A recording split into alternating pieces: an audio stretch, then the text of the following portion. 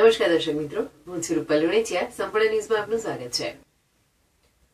ડીસા તાલુકાનું રામપુરા ગામ આજે રામમય બન્યું હતું. અયોધ્યામાં ભગવાન શ્રી રામ મંદિરના પુનઃ પ્રાણ પ્રતિષ્ઠા મહોત્સવ અંતર્ગત આજે રામપુરા ગામની શાળામાં આબેહૂબ અયોધ્યા નગરી તૈયાર કરી 2000થી વધુ વિદ્યાર્થીઓએ સામૂહિક સુંદરકાંડ અને રામધૂન બોલાવી રામ મહોત્સવ ઉજવ્યો હતો.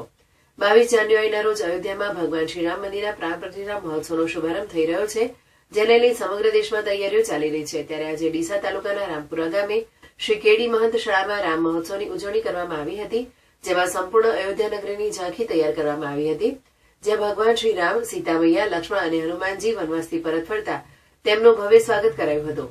આ કાર્યક્રમમાં શાળાના વિદ્યાર્થીનીઓએ દ્વારપાલ, ઋષિમુનિ સહિતના પાત્રો ભજવ્યા હતા અને 2000થી વધુ છાત્રોએ એકસાથે સુંદરકાંડનો પાઠ કરી રામધૂન બોલાવી હતી.